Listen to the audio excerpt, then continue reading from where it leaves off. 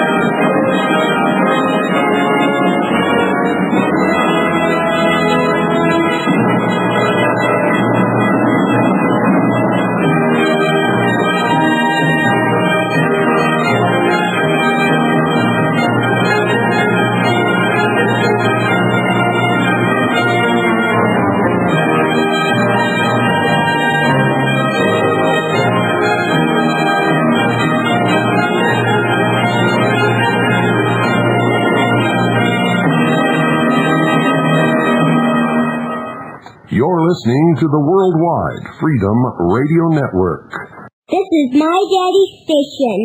I'm Pooh. Classic radio like you always wished it could be. 101.1 FM, Eager.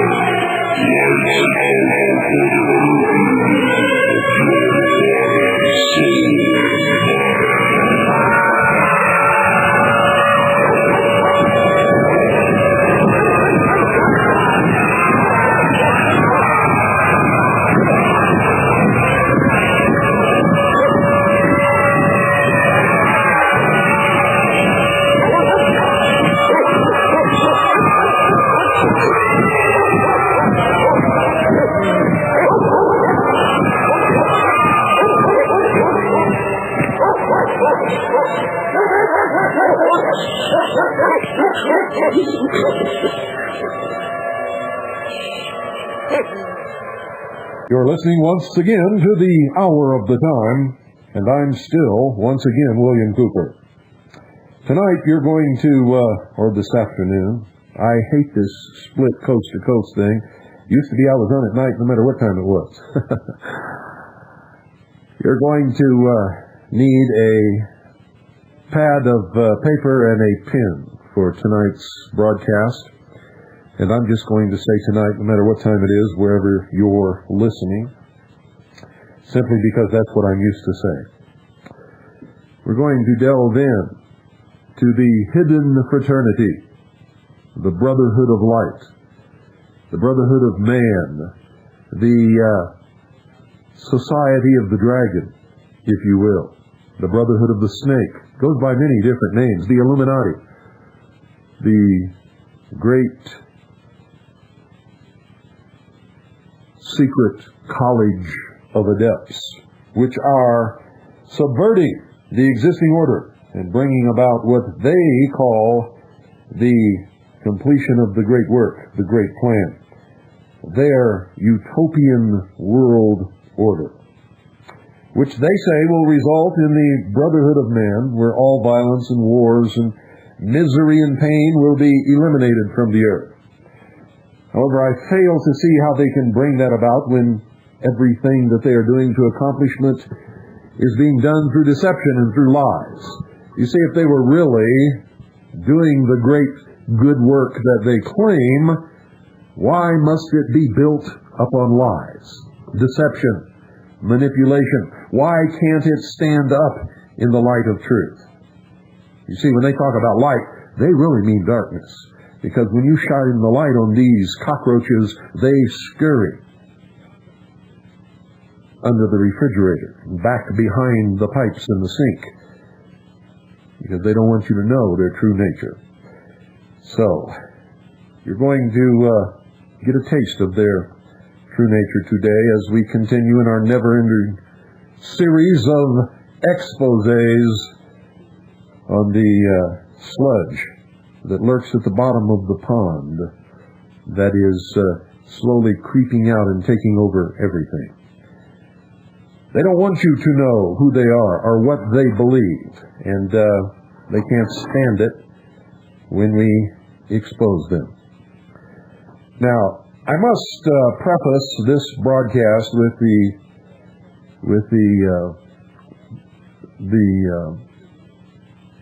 well, I started to say disclaimer, but it's not a disclaimer at all. Knowledge. I'm going to give you some knowledge. The knowledge that not all of the people who are involved in these fraternal orders, these secret orders, these secret societies, really know what they're involved in.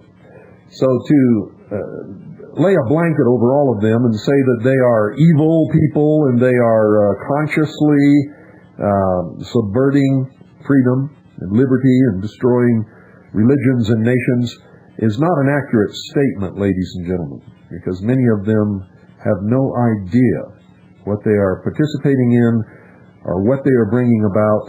Indeed, they don't even know what the ritual ceremonies that they participate in during their lodge meetings even mean. They don't even know the symbology of any of it. They're there because Joe brought them, and Joe told them that if they were a member of the lodge, they'd have more business in town, and they'd have preference for contracts and all of that kind of thing. It is true.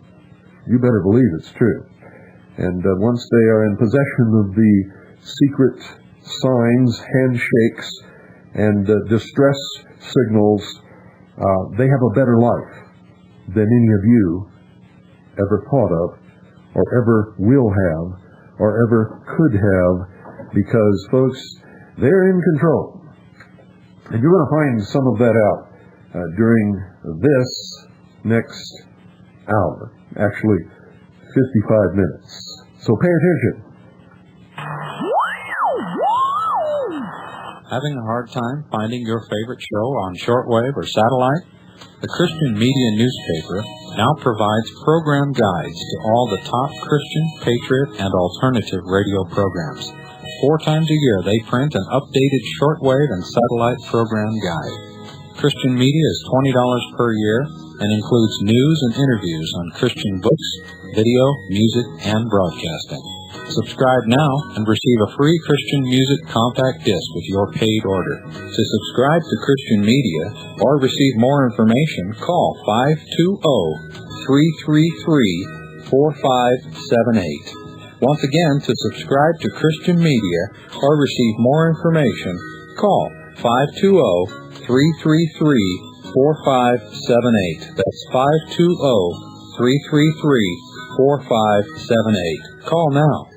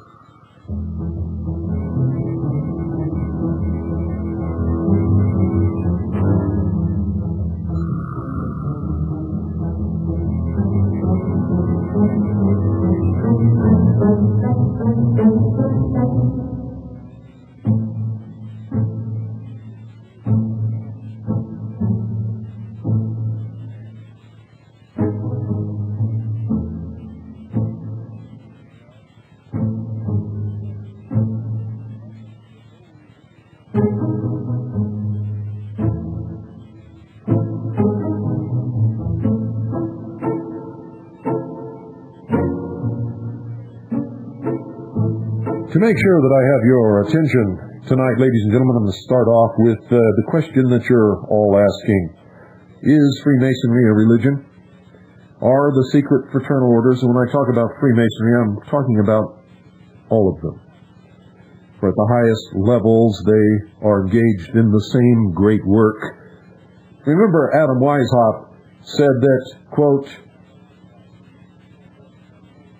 "We exist under many different names and different occupations, but at the highest levels, we are the same, working toward the same goal." End quote. The Royal Ark candidate is led to believe that the lost word, which the York Rite claims is Yabulon, is the lost name of God, which used to be pronounced with great solemnity by the high priest of the temple in the Holy of Holies in the first temple of Solomon built in Jerusalem many thousands of years ago. Now this is reflected in the fact that the senior office in a Royal Ark chapter is called High Priest, and even wears a mock-up of the Jewish high priest regalia when ritual work is done. According to the Freemasons, it is the ineffable name of God, at least the Masonic God, and is quite an awesome secret indeed. However, in our search for the God of Masonry, it is also a major clue, ladies and gentlemen. The analysis of the name as presented to the candidate reveals some disturbing associations for anyone concerned with biblical truth, or who may belong to any one of the many religions, not necessarily Christian, which forbid such things, and proper reverence for the real name of God. Yah, J-A-H, the first syllable, represents the name Yahweh, or Jehovah, the name of the God of Abraham, Isaac, and Jacob of the Bible. This name is so highly revered that it appears only a few times in the Authorized Version, 1611, as in Psalms 68, verse 4, and in the use of the word hallelujah, which means praise Yah. So far, so good. But you see, it doesn't stop there. The name is Yabulon. Bul, the second syllable, represents the name Baal, or Bel. This is the name of the god of Jezebel and Ahab, perhaps the most wicked couple ever to sit on the throne of Israel. 1 Kings chapter 16, verses 29 through 33, and is commonly accepted as the name known as the Lord, also Satan. On, spelled O-N, the third syllable, represents the name of the Egyptian sun god. It is the name of his sacred city, Heliopolis, city of the sun in Greek. Heliopolis is in Egypt. Genesis chapter 41, verses 45 and 50, it is the god of Pharaoh. Now I wonder, ladies and gentlemen, how happy the God of the Bible is with the blasphemy of his name, a name so holy that people were stoned to death for taking it in vain, so holy that it could only be spoken in the most holy place of the temple, so holy that pious Hebrew scribes down through the centuries dared not even write it in their texts out of wondrous awe, and instead substituted the name Adonai, or Lord. This is the same name of which God said, quote, "Thou shalt not take the name of the Lord thy God in vain, for the Lord will not hold him guiltless that taketh his name in vain," end quote, Exodus chapter 20, verse 7. Now, how pleased do you think God is with this same name thrown into a metaphysical trash compactor and smashed together into a mystifying muddle with two of the most notorious idols of the Old Testament? It shouldn't require any kind of Bible scholar to see that the God represented by this grand, omnific Royal Ark word is a very unholy trinity indeed. It also represents a perfect distillation of the attitude towards God, as noted in the last chapter, where it was made clear that just about any old god would do for a Mason. Here, that concept is given concrete reality. And in that last reading that we did, if you'll remember, the Freemasons refer to their God as the grand architect of the universe, and is the same God for all members of the Masonic fraternity, whether they be Jews, Buddhists, Hindus, Christians, or atheists. Now, how could you be an atheist and be a believer in the grand architect of the universe? Well, it's very simple, ladies and gentlemen. When you go into the Masonic fraternity, you must profess a belief in God. But you don't have to say who that God is. You see, because the ultimate answer to all of this riddle is that they believe that man himself is God. So, how could you be an atheist and still profess a belief in God? It's very simple, ladies and gentlemen. If you believe that you yourself are God, then you are, in my estimation, an atheist. And you are professing a belief in a God that cannot perform that function in any way, shape, or form, and in fact is not God at all. But is in fact a deception. For isn't that the promise of Satan to Eve in the Garden of Eden? If you go ahead and eat of the forbidden fruit of the tree that in the center of the garden, which God has forbidden you to eat from, then you will surely become as gods, and you will not surely die. And that little drama there that took place is what's really at the heart of all of this. Whether you believe in it or not, I can tell you quite frankly that these people don't believe in it. They believe it's a metaphor. And it conceals another meaning altogether.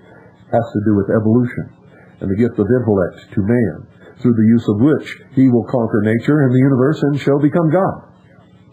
And that's really, once you understand that, and then you understand their concept of the duality of nature, then you've got it all. There just isn't anything else to know, but it's so difficult to explain it to you so that you can grasp it under all of this symbology that they use to hide these simple truths.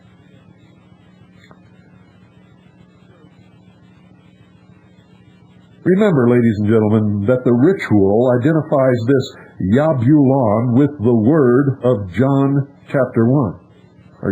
John book 1. Even the most cursory reading of John 1, especially verse 14, reveals that the being discussed as Jesus Christ, not this three-headed theological monstrosity, if anything, it is more blasphemous than ever to identify Jesus, whom Freemasonry refuses to worship, with a deity that is two-thirds satanic. Obviously, this Yabulon fellow is not the God of the Bible.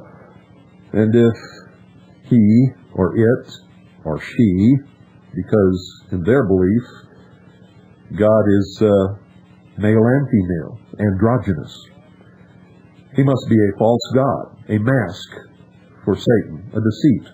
Who is the great deceiver? Well, we all know the answer to that. Now, this is a pretty provocative statement, don't you think? Sadly, it's not hard to find collaboration for it. It exists everywhere. And remember, I only take their own words when I document what they believe. For to me, to say that they believe something that I can't find in their own words would be the utmost folly. And of course, certainly wouldn't do much for my credibility, would it? For a start, let's examine the other fork on the Masonic road, the Scottish Rite. We just looked at the God of the York Rite. Let's look at the God of the Scottish Rite. In the degree of the Knights of East and West, which is the 17th degree in the Scottish Rite, there are many deceptive teachings. But we're only going to cover one because that's all we're interested right here. Remember, I told you I'm going to get right to the heart, the meat of the matter, because anything else I say, you can always rationalize unless you know exactly what God it is that they worship, and that they are indeed a religion, and that they admit it in their own words. as Yabulon is the sacred name of the royal arch degree, Yorkright, so there is a sacred word in the 17th degree, I should say, as well. Remember, this is the Scottish Rite. This name is Abaddon. And a quick trip to the New Testament will reveal that according to God's Word, there's nothing sacred about the name Abaddon. In Revelation chapter 9, verse 11, it says, and I quote, "And they had a king over them, which is the angel of the bottomless pit, whose name in the Hebrew tongue is Abaddon, but in the Greek tongue hath his name Apollyon." End quote. And both of these terms, ladies and gentlemen, literally mean destroyer. And the angel of the bottomless pit is Abaddon, another word for Satan, whom Jesus identifies in John chapter 10, verse 10, as one who comes to steal, kill, and destroy. Some sacred word that is, don't you think? But it is a sacred word in the 17th degree of the Scottish Rite of Freemasonry of the Southern jurisdiction. But this is not the only evidence for the identity of Masonry's God. Several ambiguous and not so ambiguous references are made in the writings of some of the Masons quoted throughout their voluminous volumes of writings. Albert Pike, probably the highest Mason in the United States in his day, and the only one regarded as being of the elevation that he was entombed within the house of the temple of the 33rd degree in Washington, D.C. He wrote this, and I quote, this is what he wrote, Albert Pike, one of the greatest Freemasons who ever lived. And they make that statement themselves. He wrote this, quote, "Lucifer, the light bearer, strange and mysterious name to give to the spirit of darkness, Lucifer, the son of the morning. Is it he who bears the light, and with its splendors intolerable, blinds feeble, sensual, or selfish souls? Doubt it not, for traditions are full of divine revelations and inspirations, and inspiration is not of one age nor one creed." End quote. Now, although that statement is an absolute marvel of ambiguity, we must remember that the thing sought in every single Masonic initiation is light.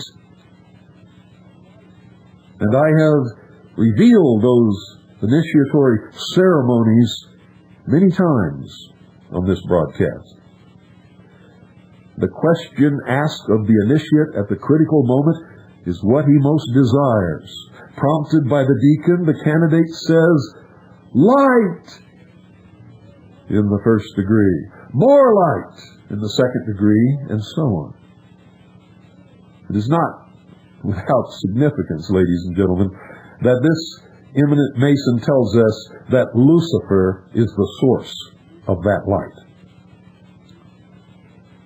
Elsewhere, writing of Satan, Albert Pike teaches that he, meaning Satan, is, and I quote, "not a person, but a force created for good, but which may serve for evil. It is the instrument of liberty or free will. They represent this force which presides over the physical generation under the mythologic and horned form of the god Pan. Thence came the he-goat of the Sabbath, which is a witches' festival, brother of the ancient serpent, and the light-bearer or phosphor, of which the poets have made the false Lucifer of the legend." End quote. What do you think about that? See, Pike is also quoted as giving this instruction to a council of very high-level Freemasons. Listen to this, quote, "The Masonic religion should be, by all of us initiates of the high degree, maintained in the purity of the Luciferian doctrine. If Lucifer were not God, would Adonai, whose deeds prove his cruelty, perfidy, and hatred of man, barbarism and repulsion for science, would Adonai and his priests calumniate him? Yes, Lucifer is God, and unfortunately Adonai is also God. For the eternal law is that there is no light without shade, no beauty without ugliness, no white without black. For the absolute can only exist as two gods, darkness being necessary for light to serve as its foil, as the pedestal is necessary to the state.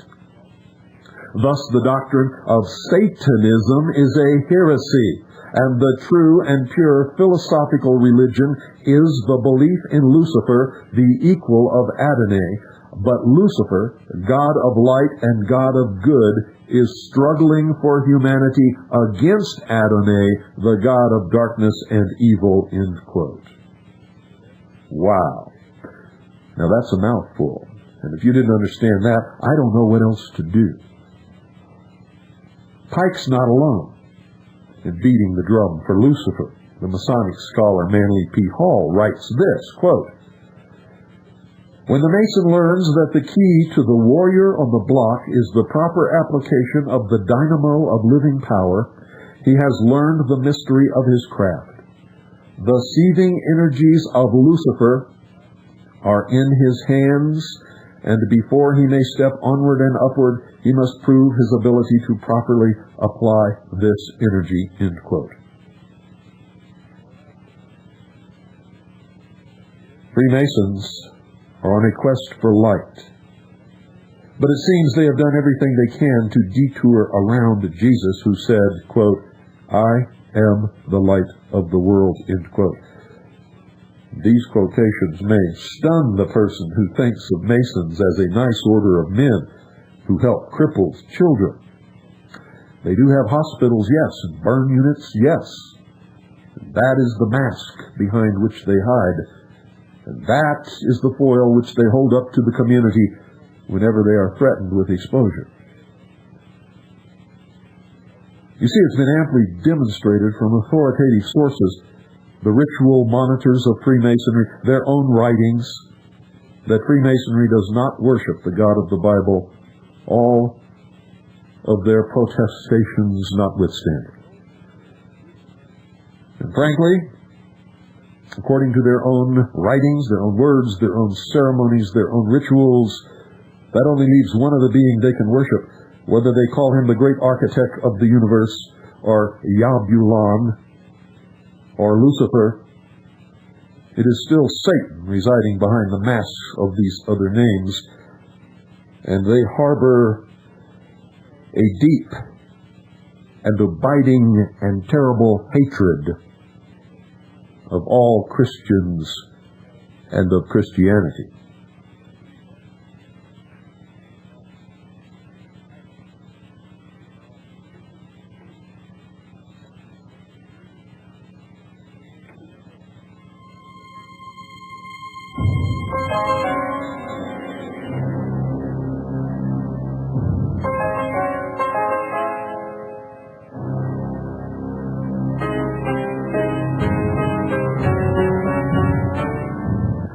And of every other religion upon the face of this globe, they intend to completely wipe them all out and establish their religion as the religion of the world.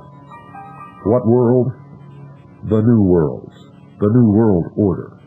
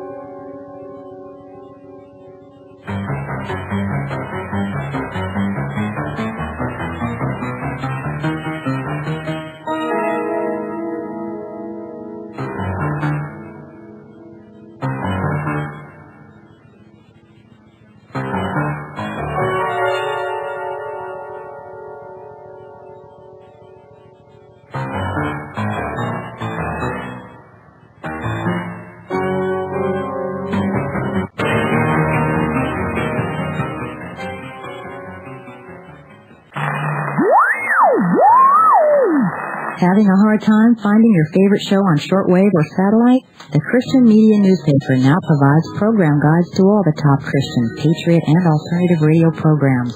4 times a year, they print an updated shortwave and satellite program guide. Christian Media is only $20 a year and includes news and interviews on Christian books, video, music, and broadcasting. Subscribe now and receive a free Christian music compact disc with your paid order. To subscribe to Christian Media or receive more information, call 520-333-4578. Once again, to subscribe to Christian Media or receive more information, call 520-333-4578. That's 520-333-4578. Call now.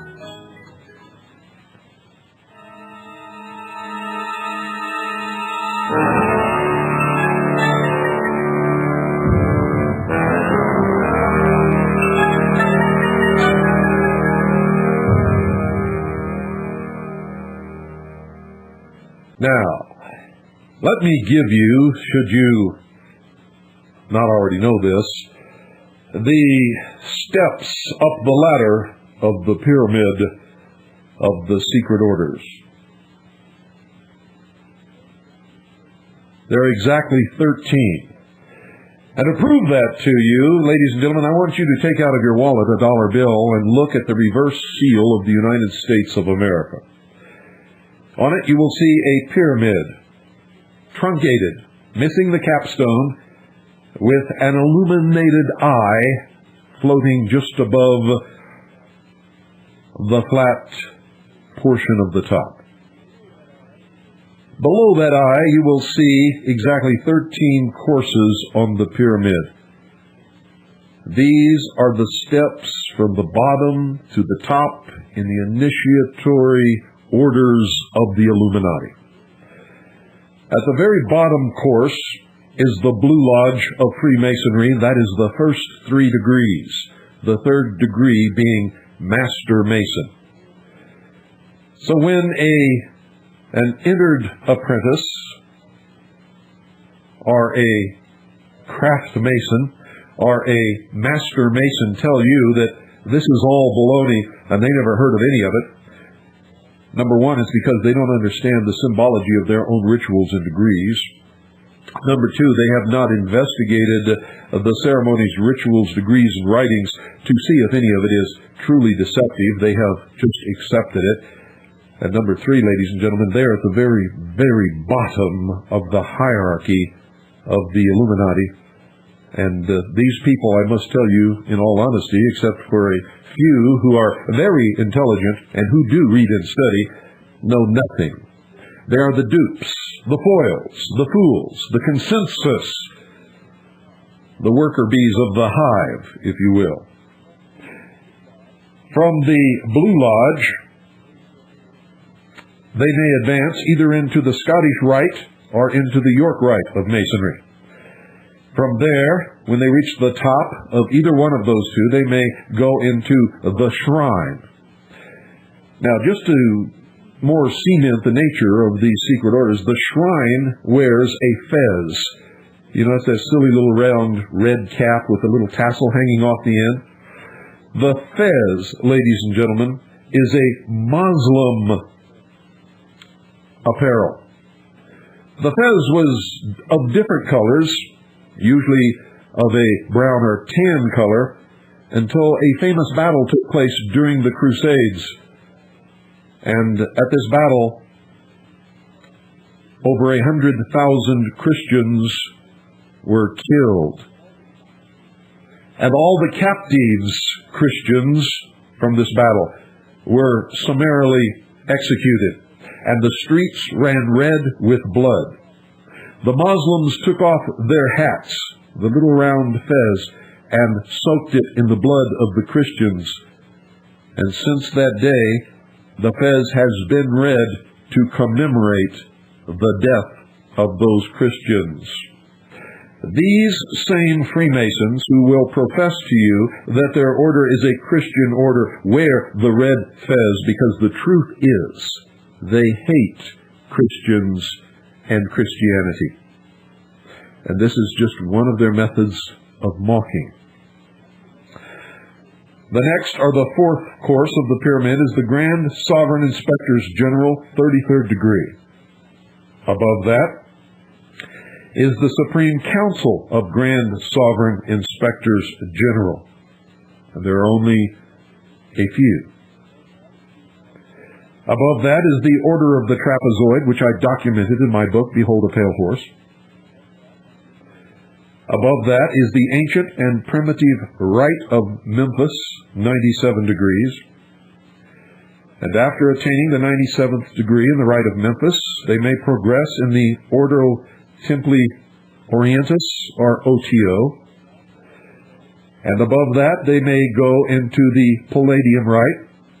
From there, progressing into the Illuminati. The next course above that, or the 11th course of the pyramid, is the Council of 9 Unknown Men. And above that is the Council of 7. And then above that, the 13th course is Ein Sof Ar, or the Grand Architect of the Universe, from whom they all take their orders. And we've already revealed to you, in their own words, exactly who that is. So you can see, folks, this is just another one of those pyramid schemes in which you may get involved. And they keep promising you this ultimate secret. There isn't any. The ultimate secret is how to control so many people with the promise of an ultimate secret. In the meantime, indoctrinating and brainwashing and teaching through ceremony and symbolism the worship of Lucifer, Satan. And what are their plans? If they're engaged in all of this, and this order is centuries, actually thousands of years old, and I have documented it back to the beginnings of the recorded history of the human race. It did not begin in 1717, as they say, or at any modern century. It is as old as man himself. In fact, this secret religion really developed in the ancient mists of time when man was just learning to build cities and to hunt and to plant crops for agriculture. And the first high priest of this religion was Nimrod. The high priestess was his wife Semiramis. And anyway, that's a tale for another episode of the Hour of the Time. Let us proceed here. Let's find out what these people are all about.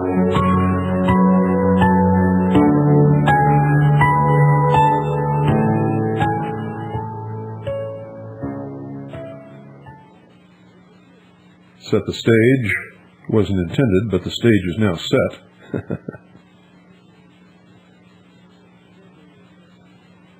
Remember the movie that Shirley Temple did? Not Shirley Temple. Shirley MacLaine. Not Shirley Temple.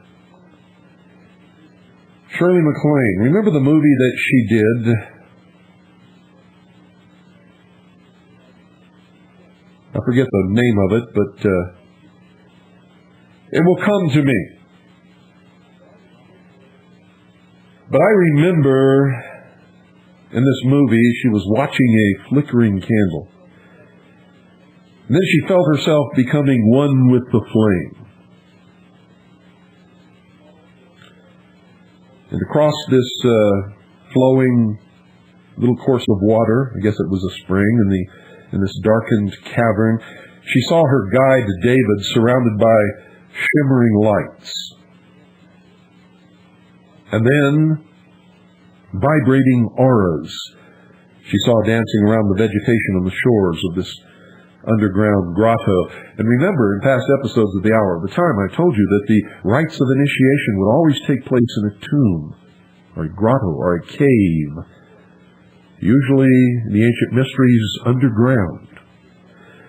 And that's what this was representing. Then all at once she felt herself leaving her body, Shirley MacLaine, and she floated through the top of the cave and swept up through the clouds and on beyond the earth itself to the moon. Remember that? Trailing behind her, she saw a thin silver cord, but on past the moon she went. And on the other side, far out in the darkness of space, she saw a nebula. And she wondered if her silver cord would reach that far. And with that one limiting thought, she felt herself begin traveling back down to earth and on back into her body. The lesson being, of course, the initiation that you limit yourself.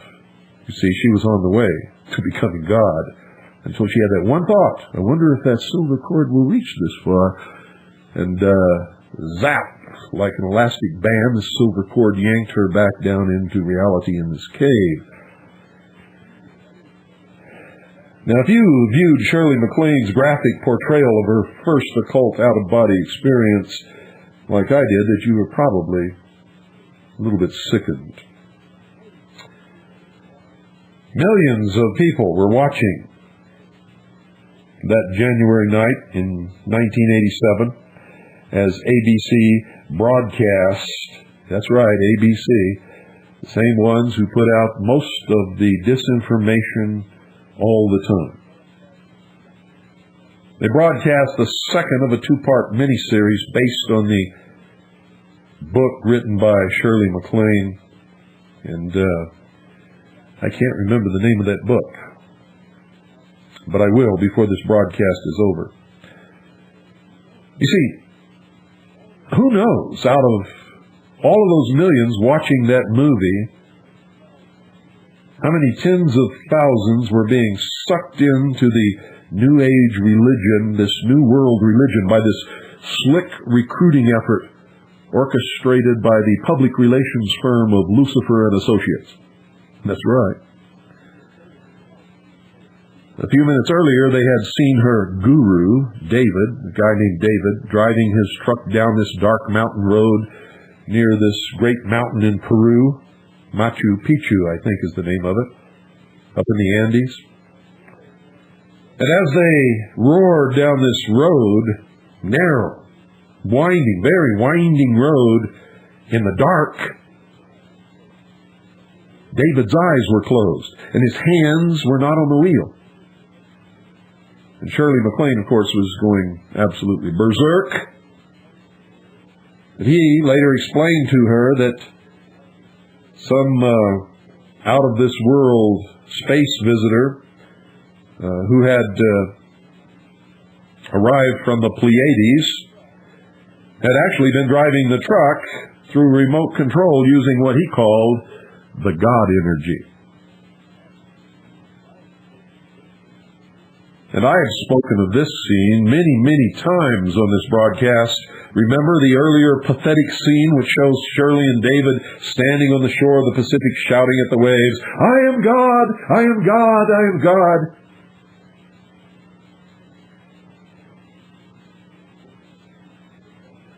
And then David tells Shirley that several months before, this space lady had commissioned him to recruit Shirley as a spokesperson for the truths that she was learning about the New Age and the occult. You see, as a world-famous movie star, Shirley MacLaine's influence would surely be of immense value to the plan of the, quote, masters of wisdom, end quote. Now, what this plan is really designed to accomplish was certainly not revealed in that movie, ladies and gentlemen, nor was it revealed in Shirley's book. Out on a Limb, that's what it was. The name of the movie, folks, is Out on a Limb. Get it, watch it. But watch it with your intellect.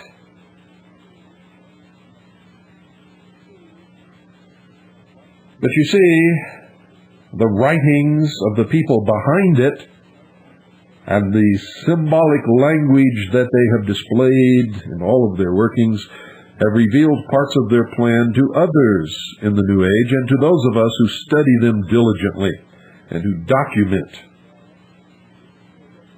who they are, what they believe, and what they are trying to do. And no one on the face of this earth has done more research into these people and has documented more about who they are, what they believe, and what they are trying to do than me, William Cooper. I can assure you that. It's one of the reasons the White House President Clinton calls me the most dangerous radio host in America, because I'm on to them. And if I'm on to them and I can document it, I can teach it to you.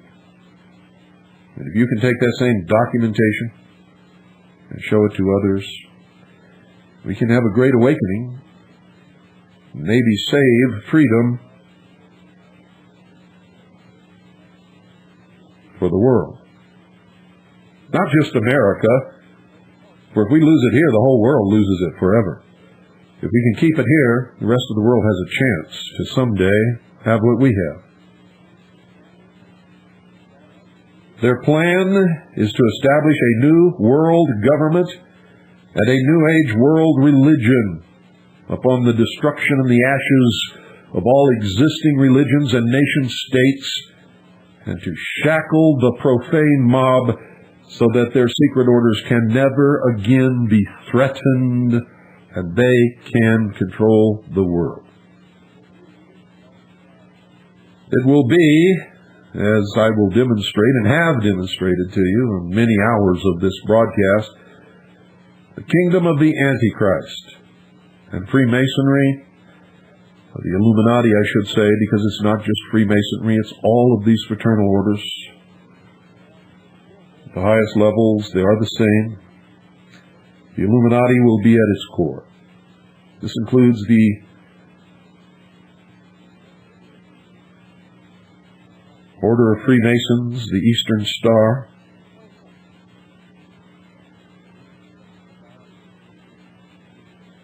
the ancient and military Order of the Knights of Malta, the Rosicrucians, the AMORC, the Knights of Pythias, the Knights Templar, all of them, without exception, are involved in this.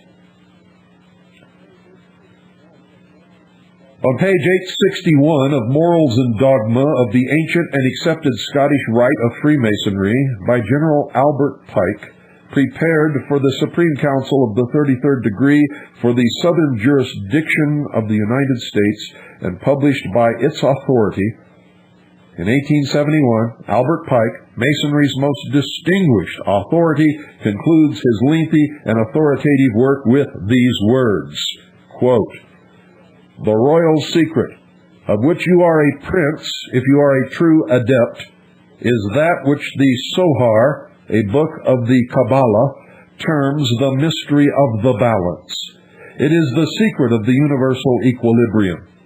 Such, my brother, is the true word of a master mason, such the true royal secret which makes possible and shall at length make real the holy empire of true Masonic brotherhood." End quote. This statement, ladies and gentlemen, discloses the ultimate goal of Masonry, to establish what Pike calls a holy empire. This empire is to be a one-world government. It will be holy because it will be ruled by the princes of the New Age world religion. And this New World Order, Pike says, will be the, quote, true Masonic brotherhood, end quote. Think that's a coincidence that he said that? It's not really true? Well, let's examine the writings of some others, great princes of Freemasonry.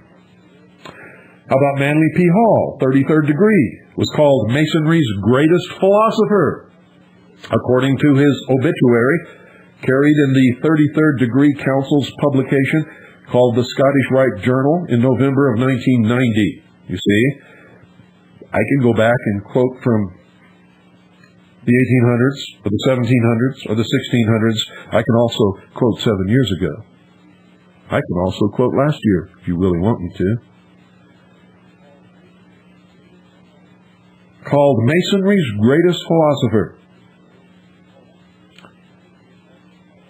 illustrious Manly Palmer Hall, as they called him, received the Scottish Rite's highest honor, the Grand Cross, in 1985 because of his exceptional contributions to Freemasonry. And they wrote, quote, in his book, Lectures on Ancient Philosophy, published in 1929, Hall indicates that he, like Pike, sees the philosophic elect of Freemasonry as the future rulers of a new world empire.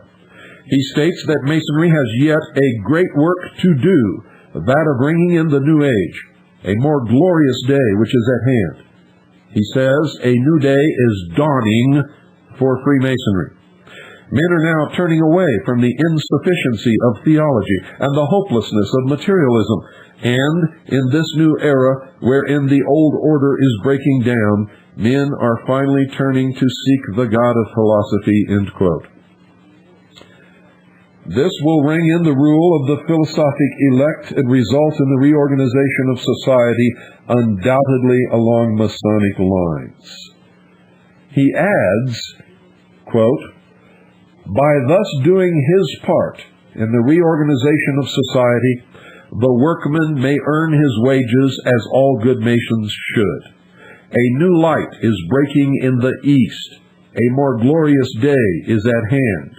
The rule of the philosophic elect, the dream of the ages, will yet be realized and is not far distant. To her loyal sons, Freemasonry sends this clarion call. Arise ye, the day of labor is at hand, the great work awaits completion.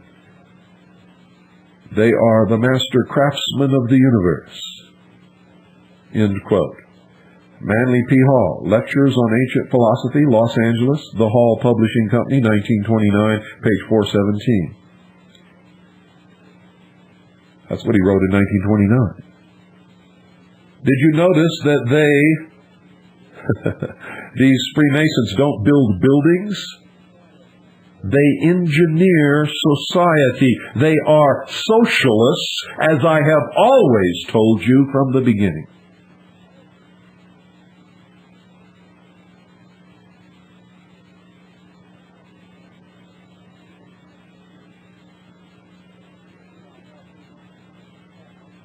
As we look at how Freemasonry is to help restore the occult mystery religions and initiation ceremonies of ancient times, ladies and gentlemen, keep in mind that nearly all those in Masonry and the New Age movement are involved for what they think are good motives. Most people never set out to do evil, do not think of themselves as evil, and rationalize or actually only see the picture in a small microcosm of their particular interest, and it can be presented to them as a good thing. Many of us have been caught up in occupations and endeavors in our life which we thought were good until somewhere down the line when we discovered it really wasn't at all. So, you bear that in mind and understand that many of these people are just innocent dupes. Unfortunately, they're being deceived by one who appears, as it were, as an angel of light. And they all think this angel of light is a marvelous, wonderful thing. But is there really a connection between Freemasonry and the New Age movement, as I claim? And if so, ladies and gentlemen, what is this connection? What are the characteristics of the coming New Age world religion? Is Freemasonry really based on occult mystic rites of ancient pagan mystery religions? What role is Freemasonry to play in the unveiling of the New Age world system? And are women involved? And if they're involved, how are they involved when these orders are for men only?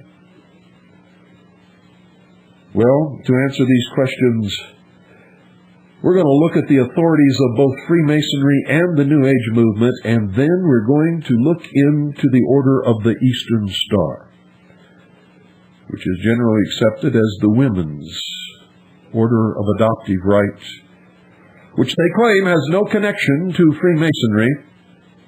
But on this broadcast, I will prove to you, beyond any shadow of a doubt, that the two are one and the same,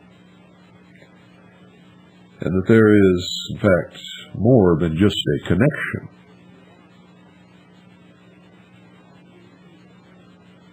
Ancient mysteries, you say? Yes, I do. I do say. They were originally given to humanity by the hierarchy, according to Alice A. Bailey and Helena P. Blavatsky. And folks, we will pick up at that point tomorrow, right here on the hour of the time. And also give you tomorrow some references that you can go out and get and read. And the first one, though, that you can concentrate on, and you can usually find it in old bookstores, is Albert Pike's Morals and Dogma. Get that first. Read it from cover to cover. If you don't understand it all, do not despair, for much of it is written behind an esoteric language of symbology, which without a little study, and sometimes a lot of study, you will not readily understand. Good night. God bless each and every single one of you.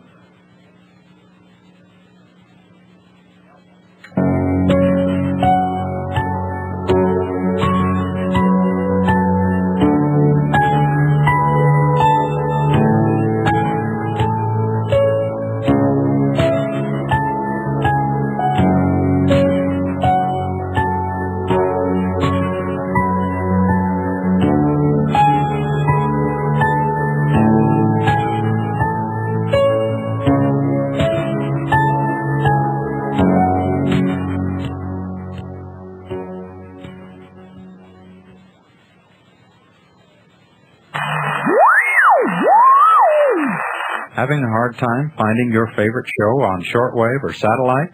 The Christian Media newspaper now provides program guides to all the top Christian, patriot, and alternative radio programs. 4 times a year they print an updated shortwave and satellite program guide. Christian Media is $20 per year and includes news and interviews on Christian books, video, music, and broadcasting. Subscribe now and receive a free Christian music compact disc with your paid order. To subscribe to Christian Media or receive more information, call 520-333-4578. Once again, to subscribe to Christian Media or receive more information, call 520-333-4578. That's 520-333-4578. Call now.